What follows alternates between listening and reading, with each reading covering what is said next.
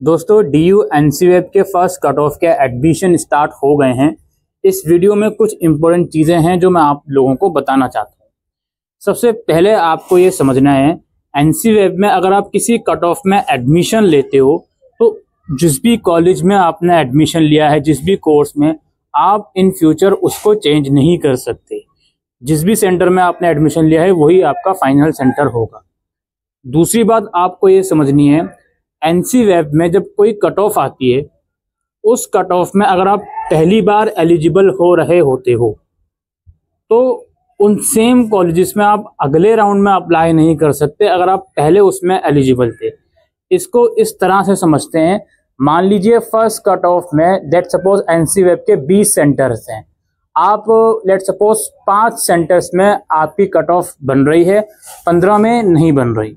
आपने क्या करा, फर्स्ट राउंड में एडमिशन नहीं लिया, आपने कहा मैं सेकंड राउंड का वेट करती हूँ। तो सेकंड राउंड जब आएगा NCVEB का तो आप उन 5 कॉलेजेस में एलिजिबल नहीं होगे जिसमें आप फर्स्ट राउंड में एलिजिबल थे, चाहे सेकंड राउंड में वहाँ पे सीट्स वैकेंट हो या नहीं वैकेंट हो। ये NCVEB का रूल है, ठीक है। जैसे मान लीजिए आपकी बेस्ट 4 बन रही है 83, आप फॉर एग्जांपल 4 कॉलेजेस में एलिजिबल थे जिनकी कट ऑफ 83 से कम थी, लेकिन आपने उसमें फर्स्ट राउंड में एडमिशन नहीं लिया। और अगर सेकंड राउंड आता है उसमें उन कॉलेजेस में सीट्स वैकेंट रहती हैं जिसमें आप फर्स्ट में एलिजिबल थे, तो आप उसमें सेकंड में एडमिशन नहीं ले पाओगे। इस चीज़ को ध्यान रखें। सेकंड राउंड में केवल उन कॉलेजेस में आप एलिजिबल रहोगे जिसमें फर्स्ट में एलिजिबल नहीं थे और सेकंड में उनकी कट ऑफ गिर गई और आप उसमें एलिजिबल हो गए।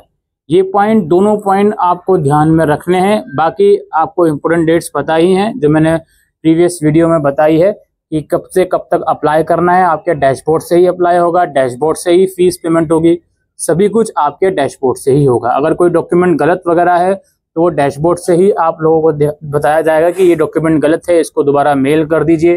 तो इन चीज़ों को आप लोगों को ध्यान में रखना है, ठीक है। अब बच्चों का सवाल ये भी आता है कि सर मान लीजिए फर्स्ट राउंड में मान लीजिए मेरी परसेंटेज इतनी है, फॉर एग्जांपल 86 है और मिरांडा की कट ऑफ 82 है, क्या मैं अप्लाई कर सकती हूँ? बिल्कुल आप अप्लाई कर सकते हो।